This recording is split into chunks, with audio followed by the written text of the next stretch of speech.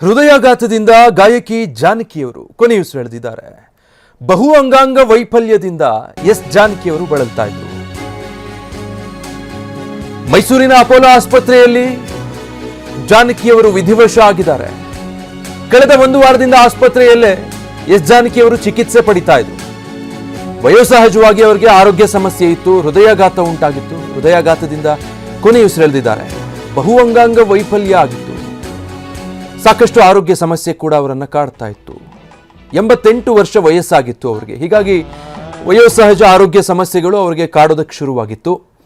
ಮೈಸೂರಿನ ಅಪೋಲೋ ಆಸ್ಪತ್ರೆಗೆ ದಾಖಲಾಗಿ ಚಿಕಿತ್ಸೆ ಪಡಿತಾ ಇದ್ರು. ಕಳೆದ ಒಂದು ವಾರದಿಂದ ಅವರ ಆರೋಗ್ಯ ಪರಿಸ್ಥಿತಿ ಅಷ್ಟಾಗಿ ಸರಿ ಇರಲಿಲ್ಲ.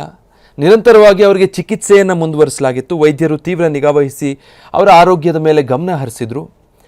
ಆದರೆ ಗಾನಕೋಗಿಲೆ ಜಾನಕಿಯವರು ಇವತ್ತು ವಿಧಿವಶರಾಗಿದ್ದಾರೆ.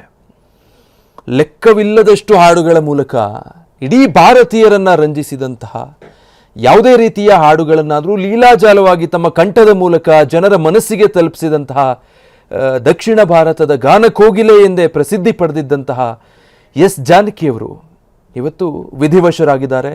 ಭಾರತೀಯ ಸಂಗೀತ ಲೋಕಕ್ಕೆ ತುಂಬಲಾರದ ನಷ್ಟ ಅಂತ ಹೇಳಿದ್ರೆ ಅದು ಅತಿಶಯೋಕ್ತಿ ಅಲ್ಲ ಅಂತ ಅನ್ಸುತ್ತೆ. ಇತ್ತೀಚೆಗೂ ಕೂಡ ನಾವು ಸಾಕಷ್ಟು ಬಾರಿ ನೋಡಿದ್ವಿ. ಈಗಲೂ ಕೂಡ ಅವರ ಕಂಠ, ಅವರ ಮಾಧುರ್ಯ ಅದೇ ರೀತಿಯಾಗಿ ಇದ್ದಿದ್ದು. ಈ ಕೊನೆ ದಿನಗಳಲ್ಲೂ ಕೂಡ ಅವ್ರಿಗೆ ಸಾಧ್ಯ ಆಗುವವರೆಗೂ ಕೂಡ ಹಾಡ್ತಾನೆ ಇದ್ದರು. ಆದರೆ ಇತ್ತೀಚೆಗೆ ಅವರ ಆರೋಗ್ಯ ತೀವ್ರವಾಗಿ ಹದಗೆಟ್ಟಿತ್ತು. ಅವರನ್ನು ಕಳೆದ ಒಂದು ವಾರದ ಹಿಂದೆ ಆಸ್ಪತ್ರೆಗೆ ದಾಖಲಿಸಲಾಗಿತ್ತು. ಕಳೆದ 7-8 ದಿನಗಳಿಂದ ಅವರಿಗೆ ನಿರಂತರವಾಗಿ ಚಿಕಿತ್ಸೆ ಮುಂದುವರೆದಿತ್ತು. ಆದರೆ ಹೃದಯಾಘಾತದಿಂದ ಕೊನೆಯುಸಿರೆಳೆದಿದ್ದಾರೆ. ಬಹು ಅಂಗಾಂಗ ವೈಫಲ್ಯದಿಂದ ಬಳಲ್ತಾ ಇದ್ರು ಜಾನಕಮ್ಮ ಅವರು. ಒಂದು ಹೀರೋಯಿನ್ನಿಂದ ಹಿಡಿದು ಚಿಕ್ಕ ಮಗುವಿನ ಧ್ವನಿವರೆಗೆ ಯಾವುದೇ ರೀತಿಯ ಪಾತ್ರ ಆಗಲಿ, ಆ ಕಲಾವಿದರಿಗೆ ತಕ್ಕ ಹಾಗೆ ಆ ಧ್ವನಿಯನ್ನು ಮಾರ್ಪಾಡು ಮಾಡಿಕೊಂಡು ಆ ಕಲಾವಿದರಿಗೆ ಅದು ಸೂಟ್ ಆಗಬೇಕು. ಆ ರೀತಿಯಲ್ಲಿ ಜನರಿಗೆ ಹಾಡುಗಳನ್ನು, ಸಂಗೀತವನ್ನು ತಲುಪಿಸೋದ್ರಲ್ಲಿ ಜಾನಕಮ್ಮ ಅವರು ಎಷ್ಟು ಅದ್ಭುತ ಸಾಧನೆ ಮಾಡಿದರು ಅಂದರೆ, ಸಾಕಷ್ಟು ಸಿನಿಮಾಗಳಲ್ಲಿ ನೋಡಿದ್ದೀವಿ. ಪುಟ್ಟ ಪುಟ್ಟ ಮಕ್ಕಳಿಗೂ ಕೂಡ ಅವರು ಧ್ವನಿಯಾಗ್ತಾ ಇದ್ರು. ಅತ್ಯದ್ಭುತವಾದ ರಾಗ ಸಂಯೋಜನೆ ಇದ್ದಂತಹ ಮಹಾನ್ ಹಾಡುಗಳಿಗೂ ಕೂಡ ಅವರು ಅದೇ ರೀತಿ ಧ್ವನಿಯಾಗಿದ್ದರು. ಒಂದು ರೀತಿ ಅವರು ಇಂಥ ಹಾಡುಗಳನ್ನು ಹಾಡಿಲ್ಲ, ಇಂಥ ಭಾಷೆಯಲ್ಲಿ ಹಾಡಿಲ್ಲ ಅನ್ನೋದೇ ಇಲ್ಲ. ಅಷ್ಟರ ಮಟ್ಟಿಗೆ ಎಲ್ಲ ಭಾಷೆಗಳಲ್ಲೂ, ಎಲ್ಲ ರೀತಿಯಲ್ಲೂ, ಎಲ್ಲ ಸ್ವರಗಳಲ್ಲೂ ಕೂಡ ಎಲ್ಲ ರೀತಿಯ ಹಾಡುಗಳನ್ನು ಹಾಡಿ ಸ್ವರ ಸಾಮ್ರಾಜ್ಞಿ ಅನ್ನಿಸ್ಕೊಂಡಿದ್ರು. ಮೊಮ್ಮಗಳಿಂದ ಜಾನಕಿಯವರ ಅಂತ್ಯ ಸಂಸ್ಕಾರ ನೆರವೇರಿಸಲಾಗುತ್ತೆ.